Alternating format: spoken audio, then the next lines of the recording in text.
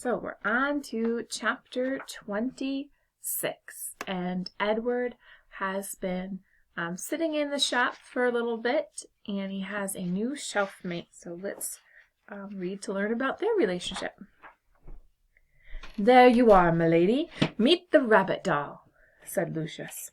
The doll mender walked away, turning out the lights one by one. In the gloom of the shop, Edward could see that the doll's head, like his, had been broken and repaired. Her face was, in fact, a web of cracks. She was wearing a baby bonnet. "How do you do?" she said in a thin, high voice. "I am pleased to make your acquaintance." "Hello," said Edward. "How long have you been here?" she asked. "Months and months," said Edward, "but I don't care. One place is the same as another to me." "Oh, not for me," said the doll.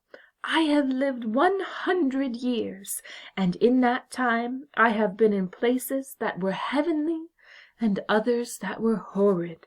After a time you learn that each place is different, and if you become a different doll in each place too, quite different." 100 years?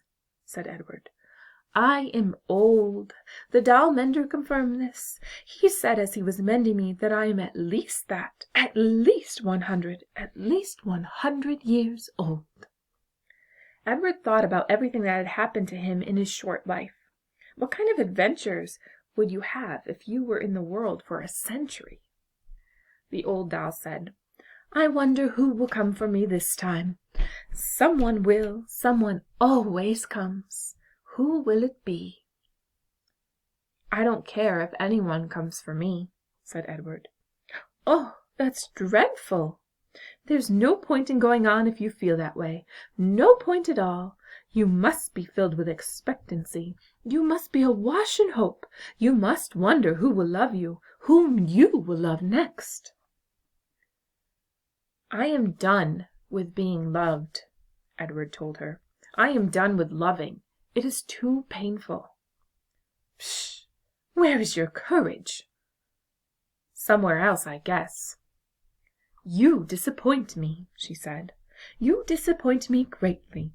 If you have no intention of loving or being loved, then the whole journey is pointless. You might as well leap from the shelf right now and let yourself shatter into a million pieces. Get it over with. Get it all over with now." "I would leap if I were able," said Edward. "Shall I push you?" said the old doll. "No, thank you," Edward said to her. "Not that you could," he muttered to himself. "What's that?" "Nothing," said Edward. The dark in the doll shop was now complete. The old doll and Edward sat on their shelf and stared straight ahead. "You disappoint me," said the old doll. Her words made Edward think of Pellegrina, of warthogs and princesses, of listening and love, of spells and curses. What if there was somebody waiting to love him? What if there was somebody whom he would love again? Was it possible? Edward felt his heart stir. "No," he told his heart, "not possible, not possible." In the morning Lucius Clark came and unlocked the shop. "Good morning, my darlings," he called out to them. "Good morning, my lovelies." He pulled up the shades on the windows, turned on the light over his tools, and he switched the sign on the door to open. The first customer was a little girl with her father. "Are you looking for something special?" Lucius Clark asked them. "Yes," said the girl. "I'm looking for a friend." Her father put her on his shoulders, and they walked slowly around the shop. The girl studied each doll carefully. She looked Edward right in the eyes, and she nodded at him. "Have you decided, Natalie?" her father asked. "Yes," she said. "I want the one in the baby bonnet." "Oh," said Lucius Clark. "You know that she is very old. She is an antique." "She needs me," said Natalie firmly. Next to Edward, the old doll let out a sigh. She seemed to sit up straighter. Lucius came and took her off the shelf and handed her to Natalie. And when they left, the little girl's father opened the door for his daughter, and the old doll, a bright shaft light of early morning light, came flooding in, and Edward heard quite clearly, as if she were sitting next to him, the old doll's voice. "Open your heart," she said gently. "Someone will come. Someone will come for you, but first you must open your heart." The door closed. The sunlight disappeared. Someone will come. Edward's heart stirred. He thought, for the first time in a long time, of the house on Egypt Street, and of Abilene winding his watch and then bending toward him and placing it on his left leg, saying, "I will come home to you." No, no, he told himself, don't believe it. Don't let yourself believe it. But it was too late. Someone will come for you. The China Rabbit's heart had begun again to open.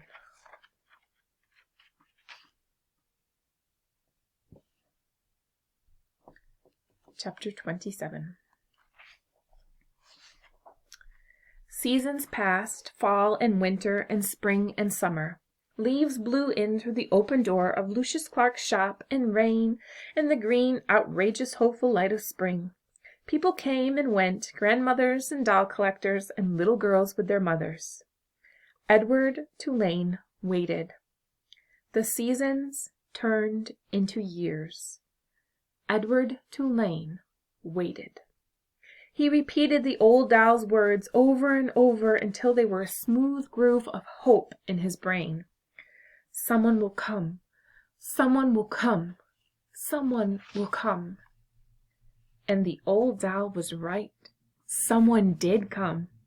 It was springtime. It was raining. There were dogwood blossoms on the floor of Lucius Clark's shop.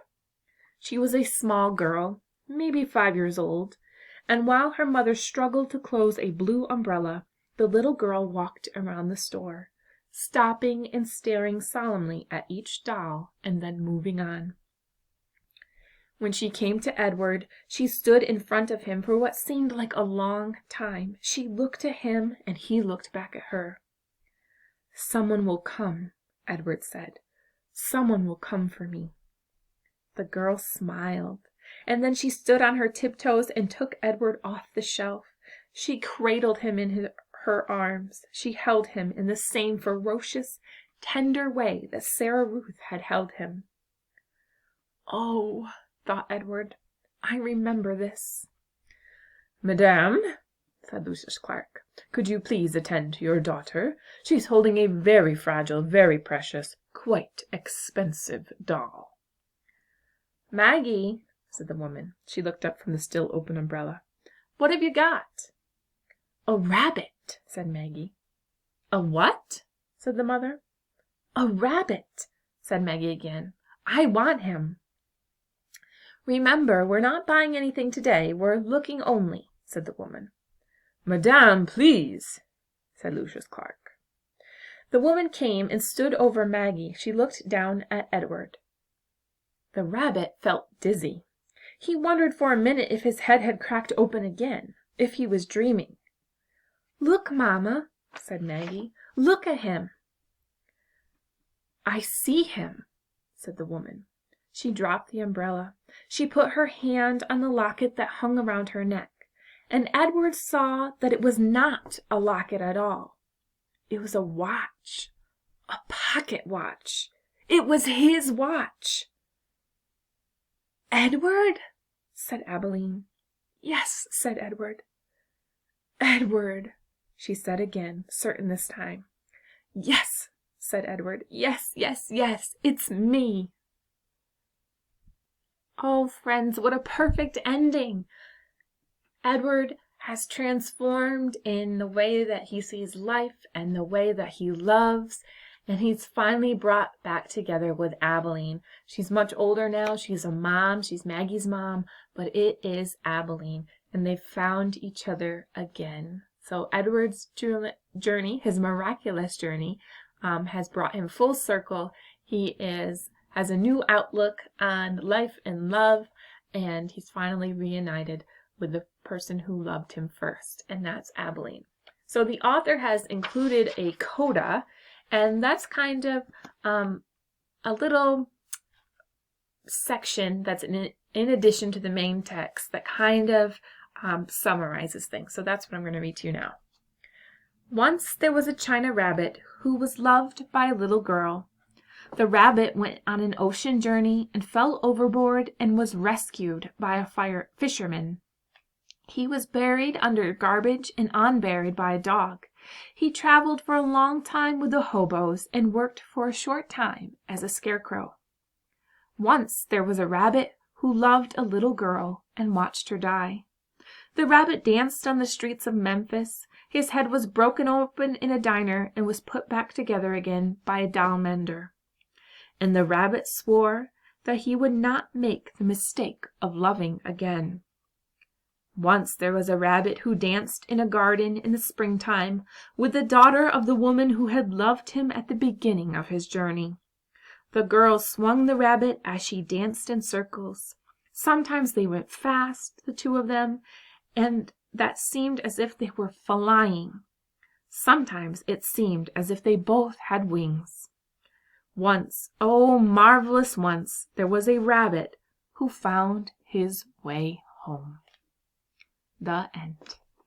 Friends, I hope you enjoyed The Miraculous Journey of Edward Tulane. I certainly enjoyed sharing it with you, and such a wonderful book talking about character transformation and how we can just open our hearts to loving and look for love, find the positive, and we can find it all around us. So again, this is The Miraculous Journey of Edward Tulane, and I hope you enjoyed it.